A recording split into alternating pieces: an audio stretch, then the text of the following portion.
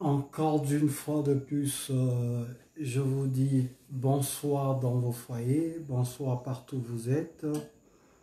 C'est la bouche des sans voix, votre âme serviteur qui, aujourd'hui, suite à une alerte qui nous vient de la Russie, qui m'a été faite par le collectif des étudiants de la Russie.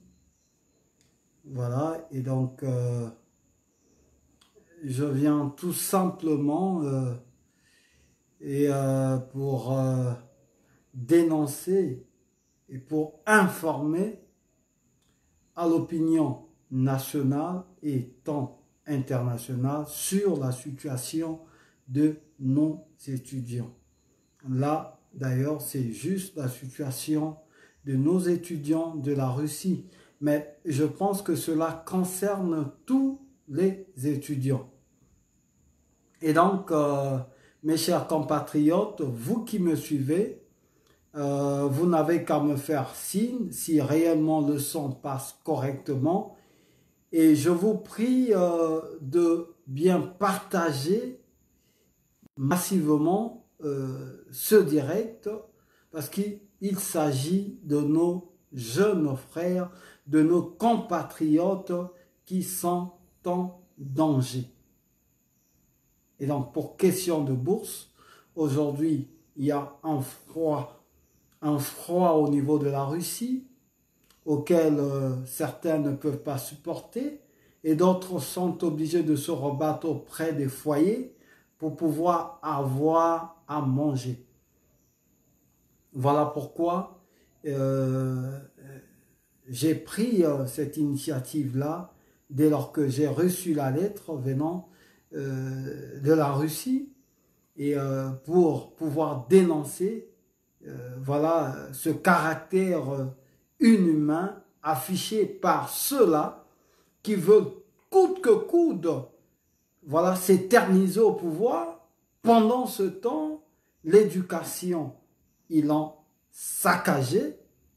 Et donc, je pense qu'il est temps que non seulement les jeunes, les parents, et d'ailleurs, tous les patriotes, les démocrates, ceux qui veulent du changement de ce pays, de s'engager pour dénoncer, et non seulement dénoncer, et prendre leurs responsabilités.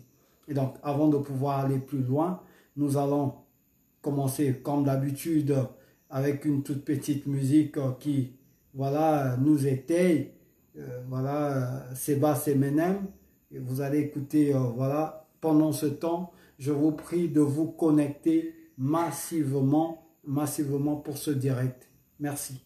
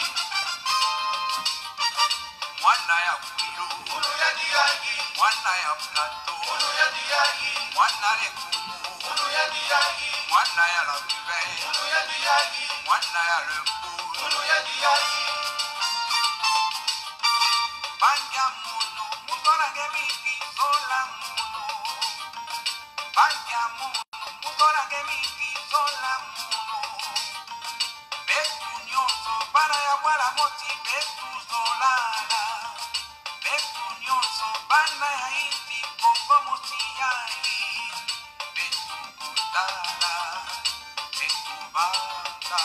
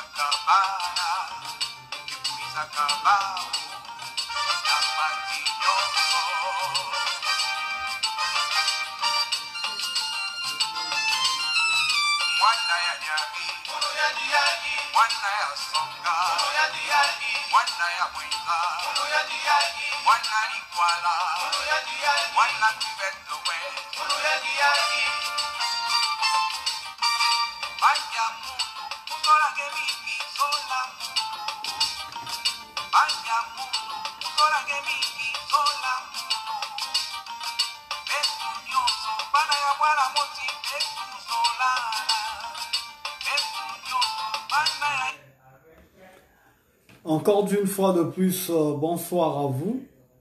Et pour tous ceux-là qui lisent, voilà, et le thème de ce direct, nous venons d'écouter Seba Sebenem qui veut tout simplement nous dire Kwizanambongi, Betu Zolana, Betu Wisana, Samna Rutunga Bwala ya Betu.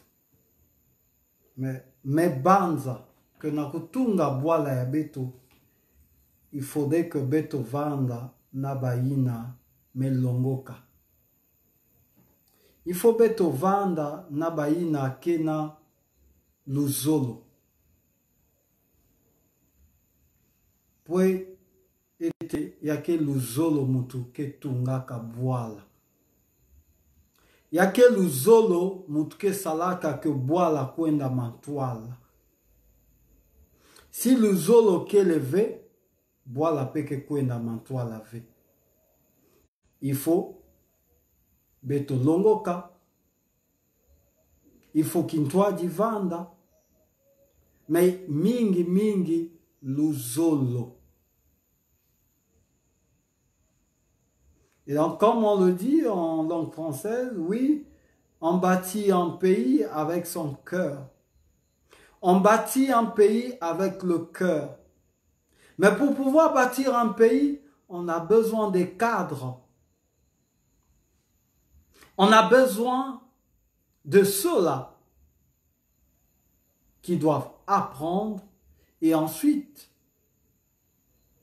pour mettre en exergue ce qu'ils ont appris. Aujourd'hui, la situation de nos chers compatriotes, les étudiants. Aujourd'hui, je m'en vais prendre la parole parce que j'ai été informé de la part de cette inquiétude venant des étudiants de la Russie. Pendant ce temps, ceux-là que vous connaissez sont en train de dispatcher de l'argent dans certains départements. Récemment, vous avez vu une mallette qui détenait 100 millions de francs CFA. Mais je pense que le 100 millions de francs CFA pouvait déjà faire l'affaire par rapport à cette situation dont nos jeunes frères, nos frères qui sont aujourd'hui en Russie, non seulement ceux qui sont en Russie, et ceux qui se trouvent sous d'autres cieux, les boursiers, pour pouvoir s'en sortir. Mais malheureusement, qu'est-ce qu'on constate? C'est l'abandon total des pouvoirs publics vis-à-vis de ces derniers. Aujourd'hui, peut-être que vous allez le lire, c'est les étudiants de la Russie, aujourd'hui abandonnés, où les bourses ne passent pas. Non seulement elles ne sont pas régulières, mais à deux fois, elles ne passent pas. Pendant ce temps, nous avons des gens qui jettent de l'argent dans les ruelles de Brazzaville, qu'on appelle soi-disant des demi-dieux. Et c'est de cette même famille-là et un clan qui a pris, je dirais, un certain dessus sur l'ensemble des citoyens et de ceux-là qui se laissent dominer par ces derniers, de ceux-là qui sont devenus des mendiants par ces derniers. Mais je pense que nous devons prendre conscience. Aujourd'hui, ces enfants-là, mais ce sont vos enfants d'ailleurs. Ce sont vos petits-fils. C'est ceux-là que vous chantez nuit et jour dans vos rassemblements, que les jeunes veulent que Monsieur X, Y puisse rester au pouvoir. J'ai entendu dire à Dolisie, les jeunes.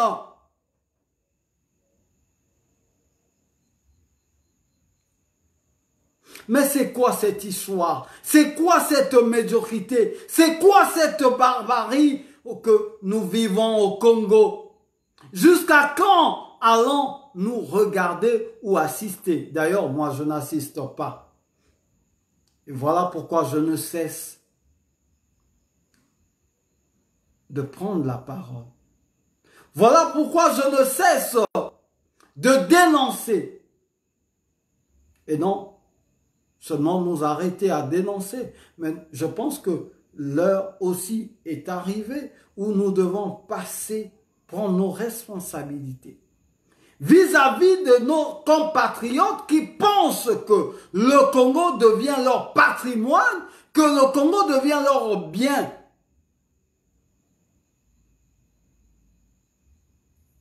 On ne cesse de dire aux jeunes, je ne cesse d'interpeller également cette jeunesse-là à un certain moment, qui se laisse faire.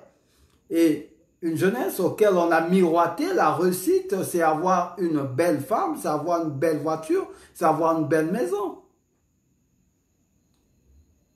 Et c'est cette jeunesse qui est manipulée.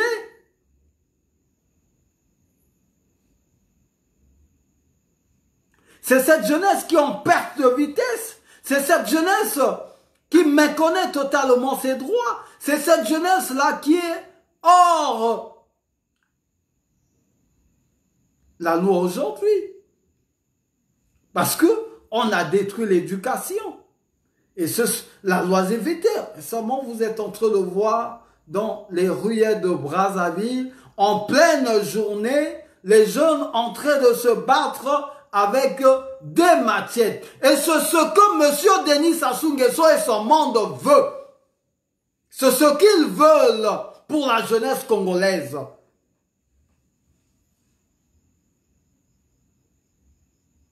Et une jeunesse abrutie, une jeunesse sans formation, une jeunesse qui se laisse faire. Pour eux, c'est un gain.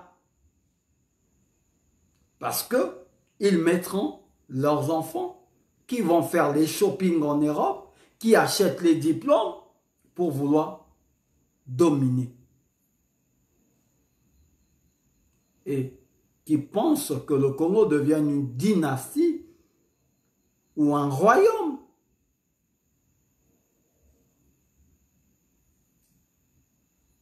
sans pourtant se rendre compte que le mal vous êtes en train de créer. Cela ne nuit pas qu'aux autres, mais vous vous faites mal vous-même également. Même si vous avez vendu vos âmes au diable. Cette jeunesse aujourd'hui qui crève de faim, mes chers compatriotes, vous avez qu'à lire cette lettre adressée à l'ambassadeur du Congo, dans la fédération de l'URSS, du Russie. Cette lettre des jeunes étudiants abandonnés, qui aujourd'hui vivent dans des foyers, aujourd'hui qui sont abandonnés.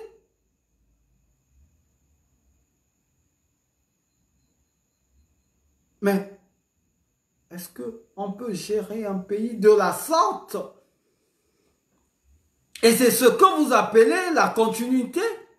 C'est ce que vous appelez que le travail ne doit pas s'arrêter, mais c'est le travail de nuisance, le travail de la destruction totale de l'éducation congolaise. Et afin de dominer sur ce peuple.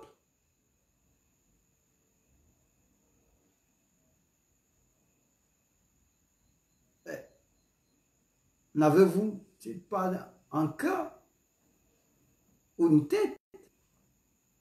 Avez-vous perdu la conscience, le raisonnement?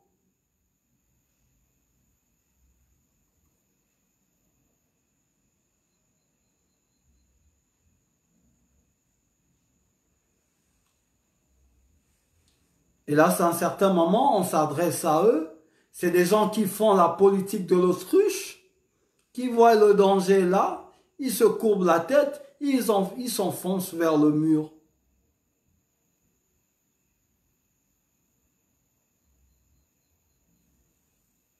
Je pense que je m'adresse également à tous ces étudiants-là. Même si pour certains, on sait comment est-ce que vous avez pu avoir ces bacs-là. Parce qu'à un certain moment, quand il faut revendiquer réellement les droits, nous avons en face de nous des jeunes étudiants. Nous avons en face de nous des jeunes étudiants qui, pour eux, revendiquer les droits ne servent absolument à rien. Parce que certains savent comment est-ce qu'ils ont pu avoir ces diplômes-là. Mais je pense que celui qui a fourni les efforts se doit d'avoir un raisonnement. Et vos parents ne vous envoient pas à l'école. Certains qui font des sacrifices, je vois certaines mamans qui vendent dans les marchés, qui poussent. Mais allez-y aussi étudier pour avoir une connaissance et pour pouvoir demain être capable de la défendre, être capable de mettre cette connaissance que vous avez pour le bien de cette société-là. Mais ne vous laissez plus manipuler par ceux-là. Parce qu'à un certain moment, quand ces derniers se rendent dans ces pays, c'est vous qu'on mobilise pour pouvoir venir les accueillir. Et c'est à ce moment-là qu'ils essaient de vous donner des miettes.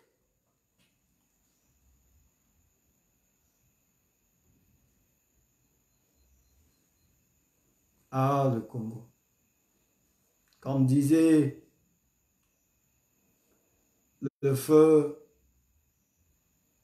Youlou, le président Youlou, vous acclamerez les fous qui sortiront des forêts,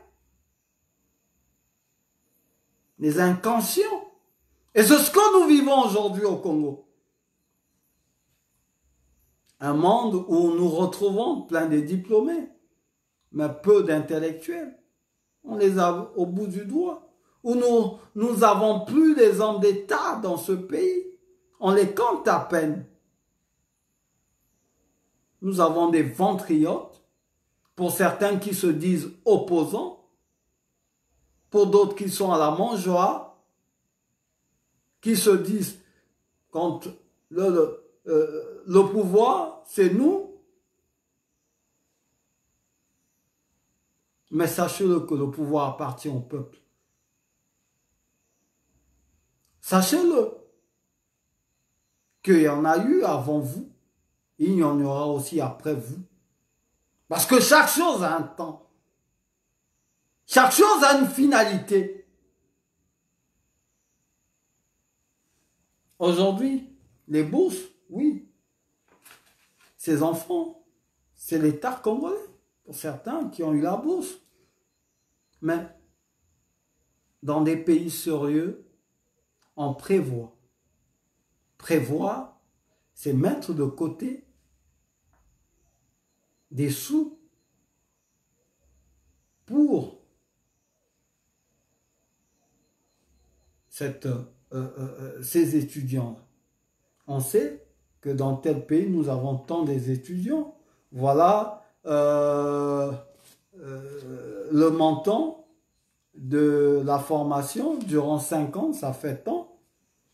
Oui, il faut déjà prévoir, mettre ce fonds-là, garantir ce fonds-là. Et on sait que là, nous avons tant d'étudiants, je dirais, aux USA. Voilà ce qu'il faut mettre de côté.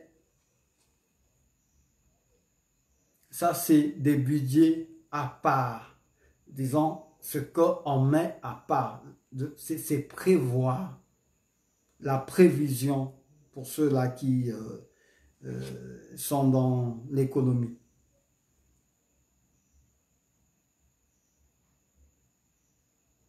Et c'est comme ça qu'un État est organisé. Mais chez nous, je dirais, l'État n'existe plus. L'État n'existe plus. Mais c'est une bande de personnes, une frange de personnes qui ont pris ce pays en otage et qui ont fait du trésor public leur sacoche. Et aujourd'hui, ils sont là, en train d'exhiber les millions dans les sacs. Les déplacements vont autour de millions. Des centaines de millions quand ils se déplacent. Les campagnes, quand ils parlent des élections, tous ceux-là qui sont positionnés, ils ont remis l'argent à ces derniers. Ces gens-là qui se disent soi-disant opposants. Mais pendant ce temps, cette jeunesse, ces jeunes, ces étudiants que vous avez abandonnés,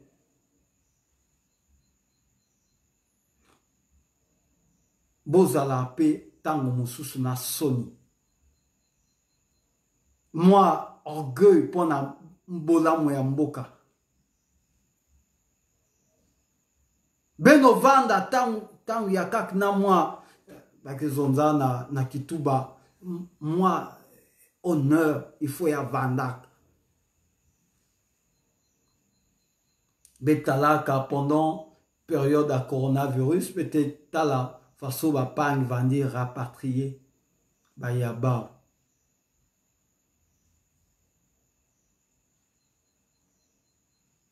Mais ici, qu'est-ce qu'on voit? C'est la médiocrité. Comme nombreux d'entre vous, vous êtes nés, disons, avant la honte.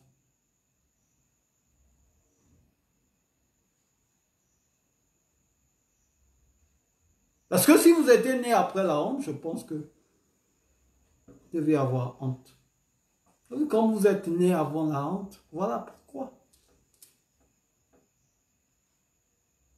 Il y a Iboala, Mekuma, Ngegetala, Montu, Ina, Mesalata, Kisika Mosive, que kwenda losa mbongo na balabala, pendant que, ba étudiant, ba imekwenda kulongoka samba vutuka na boala, na mayindu ya mbote, na bagage, samna ukwiza tunga boala, ni ba kenda kumanipuler. Mais si ya vandaka kusumba ba minduki, si ya vandaka kusumba minduki, Mbongo zola basika na le soir. Minduki. Ba tenu. Il y a l'armée. Kusala nani. Mbongo basika na le soir. Mais il y a Iboala. Il y a Iboala, il y a mambo mi. Faso. Nani ya imbaka. Boala ya mambo. Boala Congo mambo mingi. E ya imbi. Bege na kwenda kaka kimbi na imbi na imbi. Bage na zonza na beno bika, beto vanda, beto yilika, beno zolave imbi, beno tima ya beno me fuluka na imbi. Na mavanga ya imbi, motema na bine tondi na mbindo, makambo kaka ya mabe. Atabola mumoko. Bana. Baza bana na bino, bamsu baza ba koko na bino, to botami, le lobiso to botami, to yuko kuta bino, ozalaki deja wana. Meti le lobozo linga kaka boza la wana, e loko ya malamu bozo sala na mboka Congo, ezate. Botongi biloko mingi na bambonga banyongo, e botongi yango pe malamu te. Mais bolingi kaka bozala wana ekomini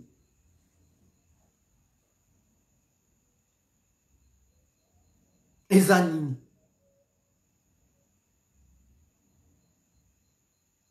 vous n'êtes pas des dieux. Quand j'entends les autres dire demi-dieux, vous n'êtes pas des dieux, vous êtes des hommes. Sachez-le que vous allez mourir un jour. Si vous échappez peut-être aux hommes, mais la mort ne vous épargnera point.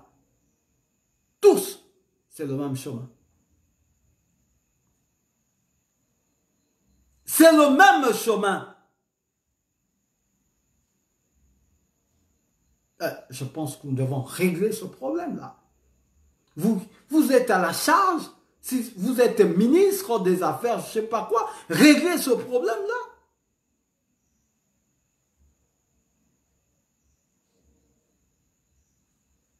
C'est la honte, tout un pays, où dans un pays, vos étudiants deviennent des mendiants. Où on chasse même des étudiants.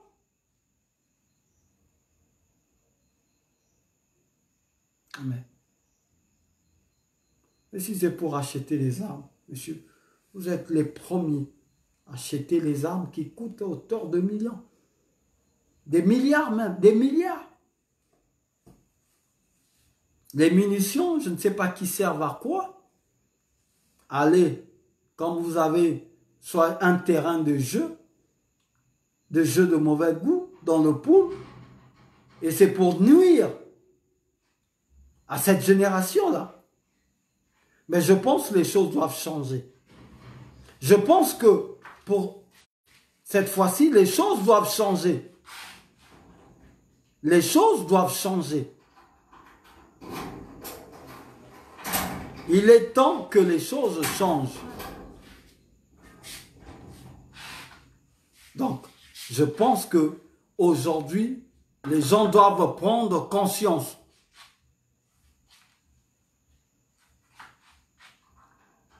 Vous êtes des responsables. Vous devez prendre conscience. Si vous avez pris ce pays en otage, vous devez prendre conscience. Si vous voulez vous éterniser au pouvoir, vous devez prendre conscience. Et donc il est temps, je pense qu'il est temps que les choses changent dans ce pays. Je pense que je vais terminer par là. Cette situation doit être réglée. La situation des jeunes qui sont au niveau de l'URSS. La situation de tous les étudiants. Parce que vous avez sorti vous allez sortir des milliards pour soi-disant vos parodies d'élection. Mais pour ces étudiants, vous ne pouvez pas sortir de l'argent. Mais si c'est pour vos parodies d'élection, truquées d'avance, vous allez sortir des milliards. Je pense aussi les parents de ces derniers. Vous devez prendre conscience. Je ne cesse d'interpeller tous les Congolais à prendre conscience. Parce que les élections ne servent absolument à rien au Congo actuellement. Tant que nous ne partons pas un dialogue inclusif et national, tant que nous n'allons pas aller vers une alternative pour pouvoir faire en sorte que notre pays parte de l'avant, je pense que rien ne va changer dans ce pays. Nous aurons que les mêmes choses qui vont se produire.